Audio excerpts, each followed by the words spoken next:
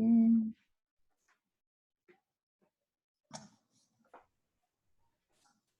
You see it? Yes, perfect. Yes. All right.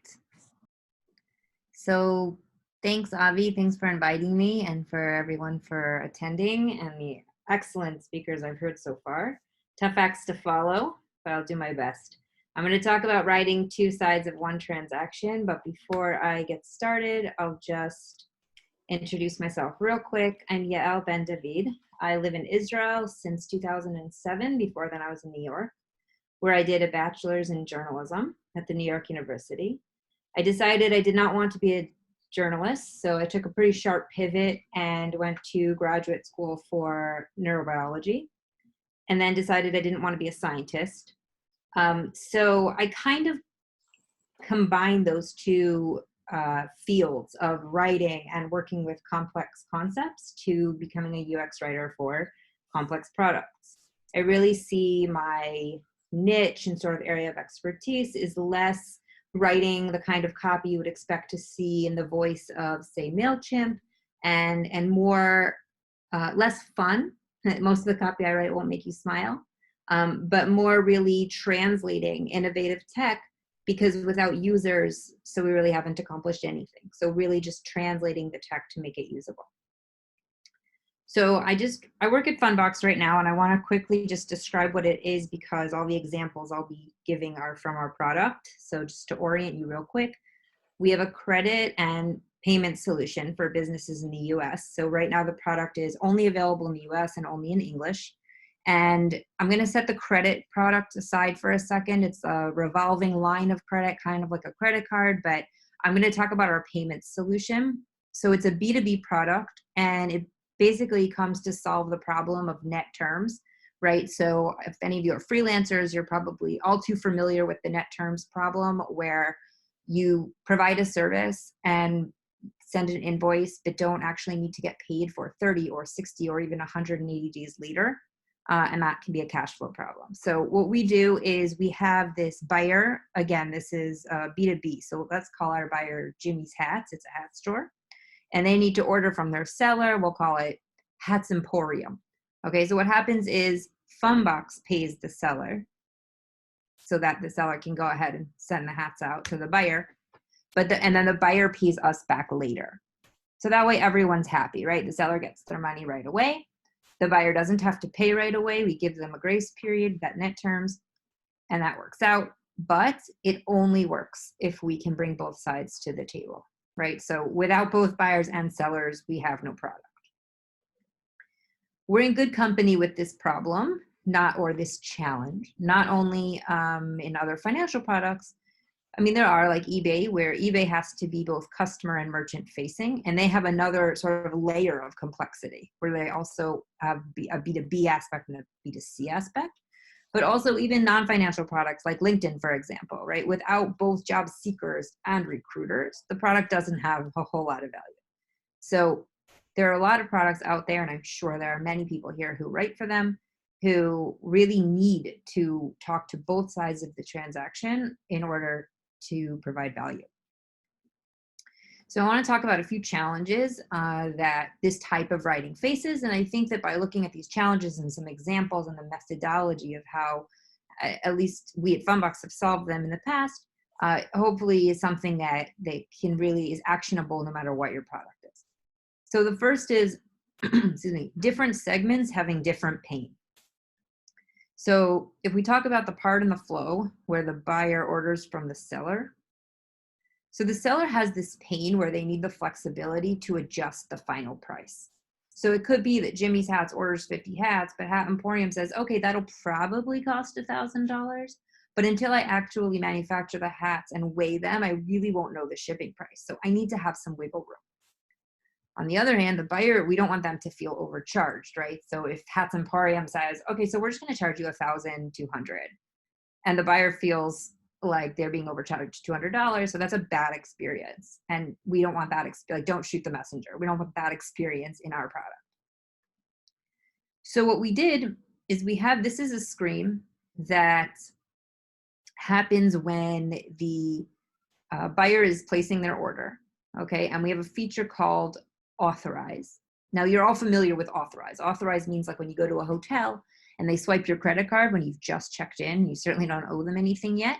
They're just sort of checking that your credit is there so that when you check out, if they actually need to charge you for the mini bar or something, right, they know you have it, and sometimes they even set it aside and sort of freeze those funds. So here the buyer wants to buy hats from hat wholesalers. Hat Emporium has become hat wholesalers. And it's going to cost $1,000. And we've added $150 for estimated shipping. So the way that we sort of solved this problem was by being very specific in our microcopy that it's estimated, right? The word is front loaded, right? It's at the beginning so that even if they're only scanning in an F pattern and they're only really reading down the left side of the page, they must catch that it's estimated. And we're very transparent about how we got to this number of 150. We didn't pull it out of a hat. It's 15%. So how did we do this? The first thing we did is research the offline flow. So these transactions between buyers and sellers are happening outside of Funbox. These are users who had relationships. So what is their flow? How today, before they joined Funbox, was the seller managing this problem? And then understand the out-of-product conversation, right? So how are they talking? Like literally, what are the words that they are using when they speak to each other about how to handle this problem? Then we're going to use this common context as an anchor. So now we have this sort of common context, understanding what works between the buyer and the seller, but workshop language for our product. So you're not just going to imitate them and repeat back to them verbatim the language they're using. And it really just came up, this was like very clear in this particular feature, because while we started it with users who needed the extra wiggle room for shipping, it turns out that not everyone needed it for shipping. And I'll get to that in a minute. Great. So what happened was we had to make it more general. So for example, we had another vertical where you have these meat sellers and they're selling like, meat in bulk, raw meat. And for them, it's not a shipping issue. It's a weighing issue, right? You go to the butcher and you know that it's going to cost, like $20 per 5 pounds or whatever. But until you actually weigh the chunk they cut off for you, you don't know, right? So these are actual iterations we went through. And we said, we can't call it estimated shipping anymore because even though that worked beautifully in the first vertical, it's not scalable. So what are we going to call this line item of this 15%? So if anyone wants to throw into the chat which one they think that we went with. And while you're copying from the slide and typing in the one that you think that you would have used or you think we used, I just want to draw your attention a minute to these options in the middle that say overage coverage, and overage insurance. So to me as a writer, it was obvious that overage is absolutely the correct word. It is so accurate for what we're trying to describe. But as a UXer, so it was never going to happen because I never heard a user use this word, not on the phones with support, not in user interviews, not in an email, ever. So that wasn't going to happen. Okay, let's see who was right. We went with reserve for adjustments. So here you can see we switched out the estimated shipping for reserve for adjustments. And what we also did is this text below that explains what we mean by that. Of course, we also tweaked. And we took shipping and we didn't take it out completely because remember, we had a very fine balance to strike here. On the one hand, we couldn't be too specific because shipping isn't relevant for many of our users. But we couldn't be so general that no one had any idea what we were talking about. So we felt like shipping was a common enough use case that if we used it as an example, sort of as a reference point, people would get it. And so far it seems to be working. All right, the next challenge is that the different segments use different terminology. So let's talk about the part in the flow where we pay the seller. So this is what I mentioned before. We have this whole authorize and capture language. And sellers say authorize and capture. I mean, if you go to a hotel and you need to auth something, they know what you're talking about. but a lot of our buyers are not familiar with these terms. A lot of these buyers, like Jimmy Hats, they are mom and pop shops. They might have, one brick and mortar location, and it's a husband and wife. They're 80 years old and they have 50 hats in their store. And they're not necessarily familiar with this kind of terminology. So the first thing we did is pretend there is no real world. Just focus on accuracy, which is how we came up with those iterations that included overage that I showed you before. So if I could call off and if I could call capture anything I want to, what would I say?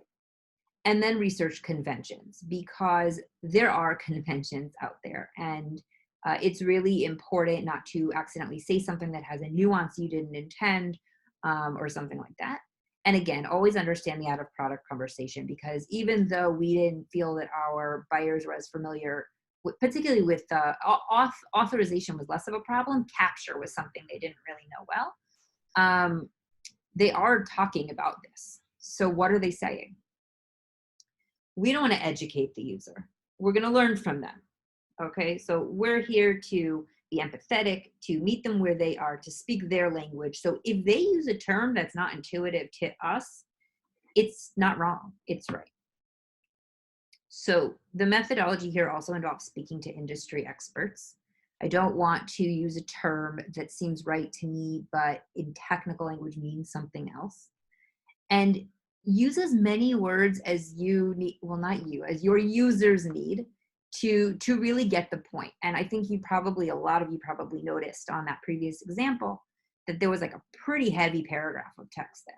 And it might go against everything you've read or heard about concise is king, and microcopy should always be concise, and the fewer the characters, the better. And I just don't believe in that religiously, because what we're here to do is to get a message across and to communicate. And no one wakes up in the morning and says, today, you know what I'm going to do? My goal is to read as few words as possible. Like, that's not a thing people set out to do. They want to read, so you want to give them as few words as they need and no less.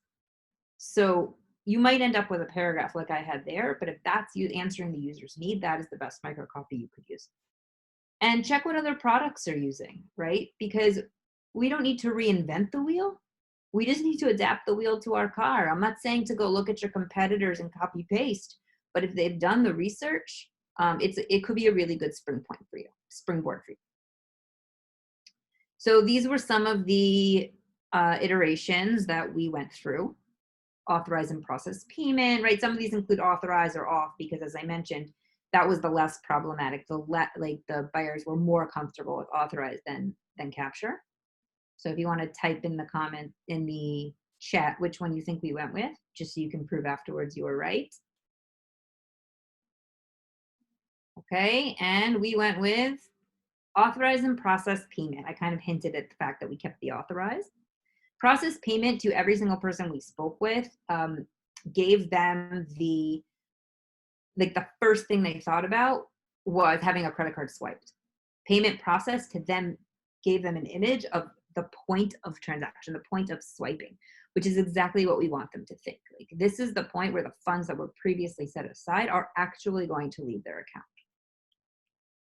And you can see that right here, where again, the Jimmy's Hats needs to agree to the fact that $20.20 is going to be authorized, but it will not be processed yet. The net terms will not begin until the payment is processed. So we want to let them know that even though you're approving this order today, the clock doesn't start ticking on those 60 days if you have net 60 terms, and that in 60 days from today, you'll have to pay Funbox back. No, right now you're only authorizing those funds. They're set aside. They're no longer available to use with a different vendor.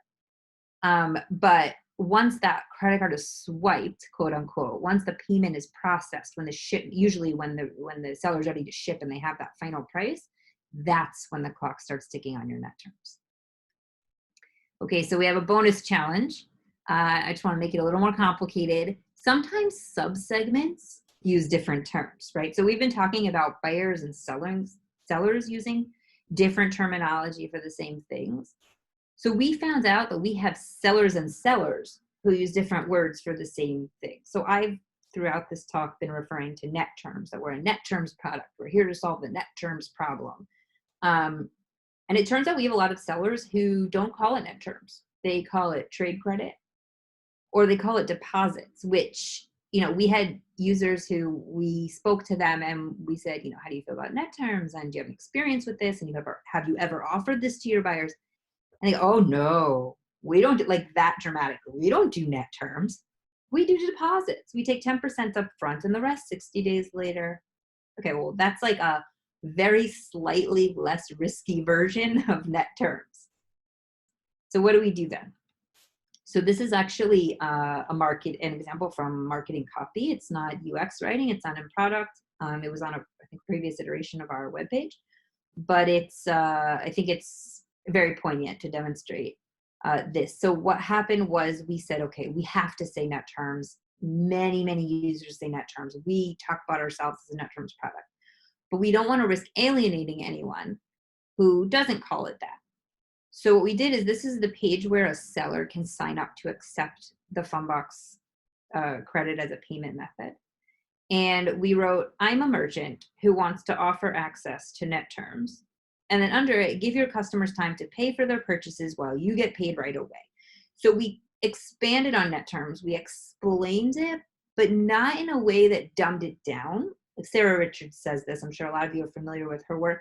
She says, we're not simplifying it to dumb it down. We're simplifying it to open it up, right? We want to make this, we don't want this term for someone who doesn't use this term, no pun intended, to walk away. We want them to read this and without feeling like we were being condescending and over explaining to understand that, this is a thing that I do too. And then you're always going to have challenge 3, no one size fits all solution. Okay, so far we've had some really elegant examples of solving the whole buyer-seller discrepancy, or where it felt like at first maybe we couldn't use the same copy for both. But that's not always going to work. And the reason I say no one size fits all as opposed to one size fits both is because of our next bonus challenge, when you sometimes have more than 2 players.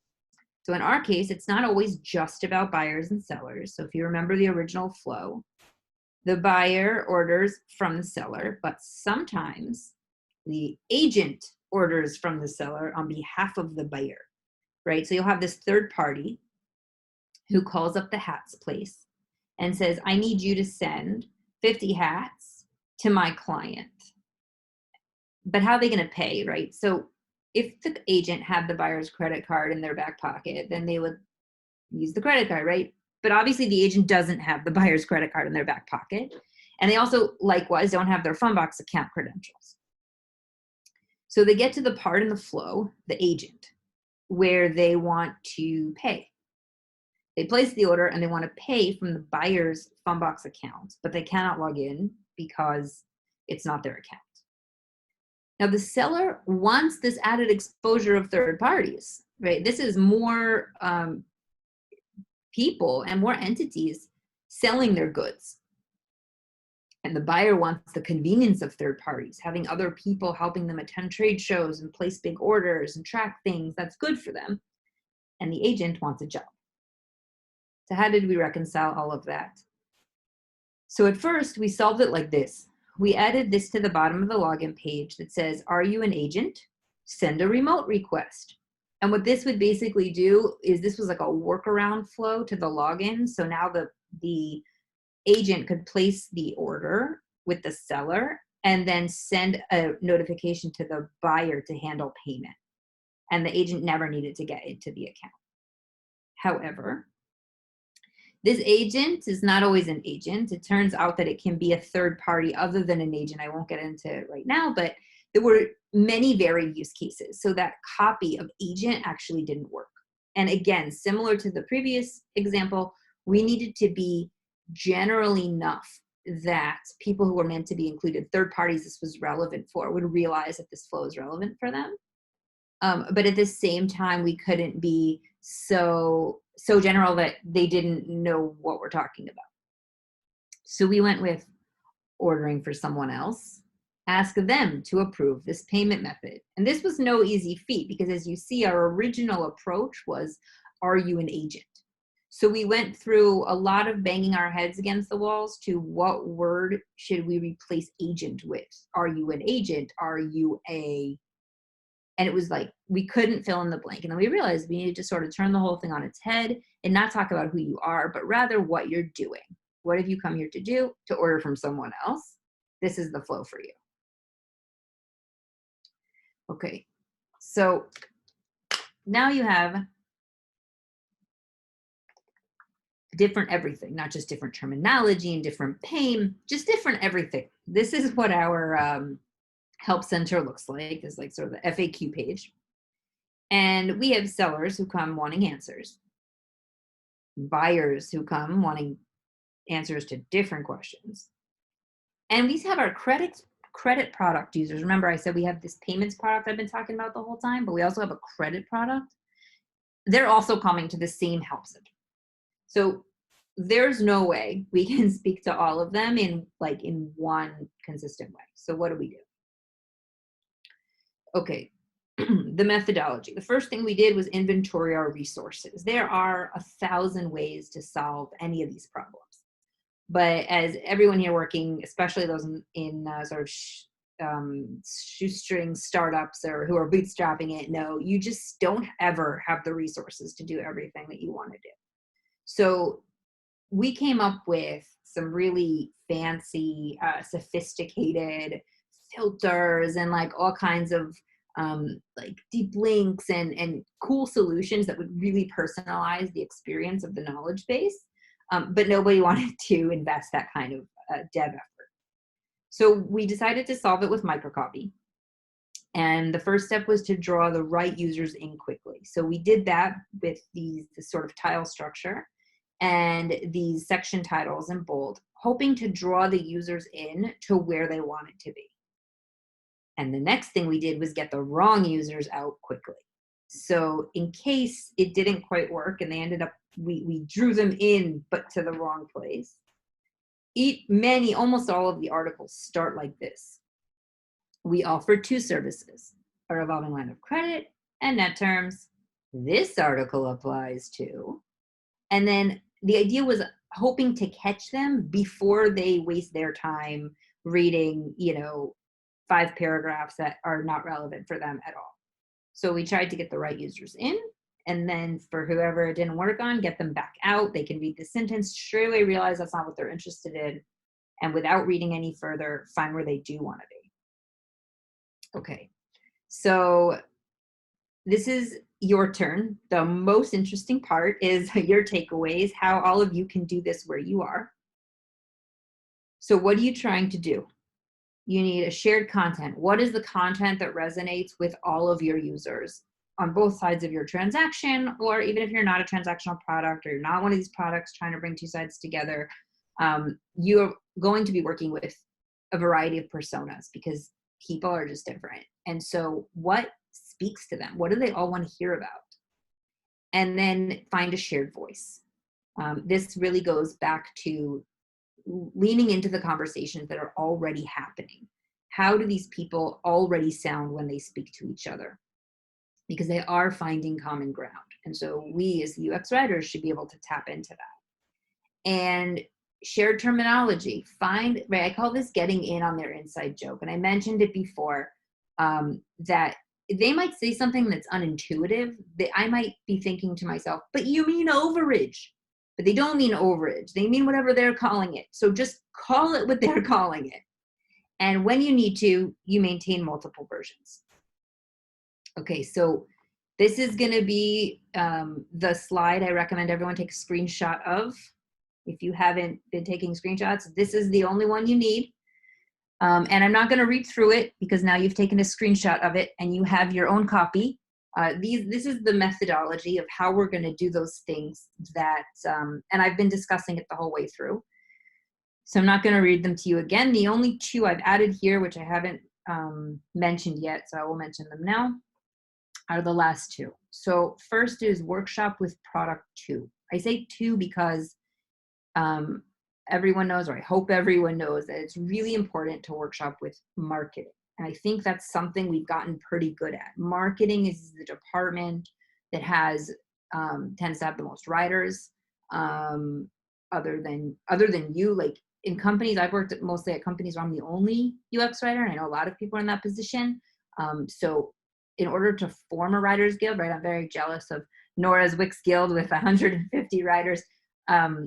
So my guild is with the marketing writers. If I need to go discuss, the use of an M dash, I don't have anyone else to go to. And so we know that, but don't forget about product. Okay, product knows they're much more tuned into the business need. They're tuned into the specific problem that this feature is coming to solve. And so I have endless examples of situations where I came up with copy that I thought was beautiful and other writers thought was very descriptive and really did the job. And then the product person would say, yeah, that is beautiful, but that's not the pain, where you're not speaking to the correct pain. If we were speaking to that pain, that would be a fantastic way to say it. So really bounce it off them and iterate with them constantly. And the last one is qualitative user research includes user-facing teams. I know we talk about quantitative research that we can do, like A/B tests, and qualitative research that includes user surveys and user.com and usertesting.com, and all kinds of things like that. But it's not just the users you want to talk to. Tap into your sales and support team. They're right there. They are at your company. They are next to you. They are all day, every day, speaking to your customers. And you can say that support, for example, they're speaking to a biased group of customers because they're only speaking to those who are making the effort to call in because they're stuck. But those are actually the customers you're not getting through to. Those are the customers that your copy has failed. So speak to them, bounce a string off your nearest sales agent or, customer service representative and say, is this something a customer would say? Have you ever used this terminology on the phone? And it's a gold mine, which I think, and they get overlooked too often. Thank you very, very much for listening. I hope it was helpful. Okay, wow, that was amazing. Thank you, Yael. Everyone. Yes, unmute yourself. Bravo. Wow. Well done. I would say that's like I've heard this talk already before in a few months ago. I think that's one of the reasons I wanted to create this event, because there's so much learning here, and you can really see how much design is solved with words. So thank you, Yael. Nora, the stage is yours. Wow, that was just an incredible presentation. Again, a lot of takeaways that you can take and start implementing tomorrow in your company when it comes to UX writing. I'm going to switch gears a little bit on you a moment, Yael, because I'm curious about how you guys handle messaging from a microcopy perspective during the recent pandemic. I'm sure it probably had an impact on you given the type of service that your company offers. And, did you insert that right into the UX text as well? Did you guys find that you needed to change your terms? I wondered if you could give us some commentary about that. Sure. So yes and no. We are a financial product, so clearly our users were heavily hit by what's going on with the economy around the world. And there were some features where we wanted to be very transparent and talk about the fact that this is why this is happening. And it was really interesting. The features in which we mentioned, for example, if a credit line was decreased, right? You used to have $10,000 available to you to draw on, and I only have $5,000 to be available for you to draw on. And if the messaging included something about the COVID economy, I didn't expect it, but people were much more understanding and said things like, okay, you're always gonna have your angry customer here or there, but they were very understanding in many cases that it didn't feel personal. That having been said, there were other situations. I think a lot of companies had learnings from this period. So we maybe learned some things about risk assessment and risk appetite that even though we learned it now, doesn't mean it's COVID specific. And so there we were. So when we developed features, that the COVID was the impetus for developing the feature, but we knew we were going to want to keep it long term. So then we intentionally kept that messaging out so we wouldn't end up having to change it in the future. It's definitely a challenge. You don't want to sort of rub salt in these businesses' wounds. And I just want to take it back to content for a second. One of the things I mentioned was it's not just how you talk, but obviously what you're talking about. And oh, I lost my train of thought. I was looking at all of your beautiful faces. Here it is. Okay. So we started a campaign called Pay Today, hashtag Pay Today. And basically what it was this sort of advocacy for, if you owe a business money, even though you don't have to pay it for 30 days because you're in the net terms, pay it. Just pay it. If you can, just do it. And so that was something that I think really resonated with our customers. It wasn't even like a product thing, but it was this idea of like content that connected to our users' need. We understand our users' need. We can't get them paid faster in our product, but we can have this like messaging of like, we're empathetic, we get where you're coming from. And that campaign also got a lot of positive feedback. Amazing. We also had to integrate messaging during that time, through payment and, people trying to do cancellation because they were worried. And it's, it is tricky. It's a balance. It's finding that correct balance. I'm curious about, you were talking about the iterations that you made, and you came up with several options that you had for several solutions for one problem. Before you implement those iterations, what kind of testing are you doing? Or are you just seeing the impact of the change? So it really depends. I mentioned needing to allocate resources. So we can't test everything. It's not always worth it. Especially when you need, I'm so jealous. I went to I actually heard Yossi speak last time at the Booking.com meetup that was in Tel Aviv a few months ago. And the Booking.com writer who spoke said she can do tests in like a day or something, because she gets like a 1.5 million hits on these features in like 24 hours. And I was like, oh my God, you can get to statistical significance in like before I can blink. And I can't do that. So the dev behind setting up proper testing and the analysts who then analyze the testing and waiting long enough for it, it's just not worth it a lot of the time. So you go with what you have. I really like Full Story. I don't know if everyone's familiar with Full Story, where, okay, it's going to sound a little Big Brother, but you opted into it in your terms of use. And it basically means that you're using a product and they're screen recording you. So I'm able to watch users. So I can do a search, like let's say I write a button that says request payment. And I can do a search in Full Story for clicked on request payment. And I can watch people using the feature. And I can see, like we just launched a feature, which maybe I shouldn't be saying this, but we launched a feature and users just like didn't get it. They were supposed to like open this thing and then do something, and they didn't. They opened it and closed it and opened it and closed it. Wow. And they didn't understand they were supposed to do a thing. So that's also a way of sort of testing.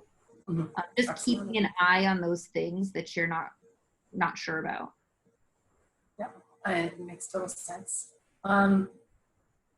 Bringing you to the terms of use that you just mentioned. I know when we're dealing with content related to Wix payments, for example, which is one of the products that we have, and there's also two sides to the transaction. How do you navigate legal content? The world of CBD products is growing. A lot of payment platforms don't want to work with that. You can end up with a lot of legal content inside the interface. And then you end up that you feel like you're almost in a battle because you want to keep it friendly. You want to, be the conduit of genius, keep it simple. Yet you have legal departments saying, you have to add this. So how do you encounter and navigate that? Sure, really good question. I've seen a few, I don't think we do it very well. So I've been looking for examples of how we can improve. And two of my favorite approaches so far. So one I saw at Pinterest, where if you open up a legal document, it's like legal, legal, legal, legal, legal, and then summary in like a sentence. And then legal, legal, legal, legal, and then like a sentence in a, you know, a bigger, nicer, more friendly font, like really breaking it down. So I love that. And then typeface has a different approach where if you look for like terms of use, then they'll be like, okay, which version, English or legalese? And then you can get like a summary of the whole document. Of course, with a disclaimer, this English version doesn't really uphold in court, but I really like that as well. For the designers here, I want to say it's always like a bit, it can be a bit of contention, a point of contention, but something I think designers can really help with when it comes to this stuff is fight that urge to make disclaimers look like disclaimers. Anything that is in fine print feels like fine print. And even if I write the most friendly conversational summary, if it's this big in light gray with an asterisk next to it, it already feels slimy. Even if all it says down there is like Happy Mother's Day. So I find that that like feeling of transparency that you can get through design is also really helpful in tackling this problem. Just like make the font a little bigger, like, or, you know, just show it to them. Like it's there for a reason. It is meant to be read. So. Yeah, especially with payments, and we've been trained to ignore the fine print. And in cases like when you're dealing with payment and people's money, and it's an intrinsic part of their business, it's super important. Thank you so much. Thank you. Thank you, Yael. We're actually continuing with Yael right now. I think it was amazing. It was an interesting discussion after. Thank you, Nora. So for our final session, we're going to talk about the career in UX writing. And I'm particularly looking forward for this session because, you know, I want to know everything, how to start.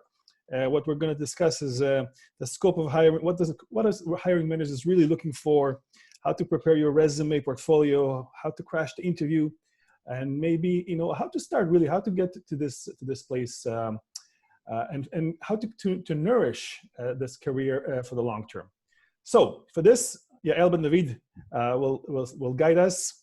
Roy West, design director from Uber, is here as well, I believe. Say Roy, hi, say hi. Nora is going to be a part of it. Jen Schaffer, head of content design at Netflix. Welcome. Are you guys here? Unmute yourself. I'm here. Hi, everyone. Hello. Hi, everybody. I hope I pronounced your names correctly. And if anyone else wants to participate, you know, raise your hand or write in the chat, and we'll be a part of it. Also, don't forget to write notes in the Google Doc. It's still waiting for you there. So go for it. Start. Yael, you start. All right. So oh wait, actually I'll share my screen again so we all know what the questions are. Okay,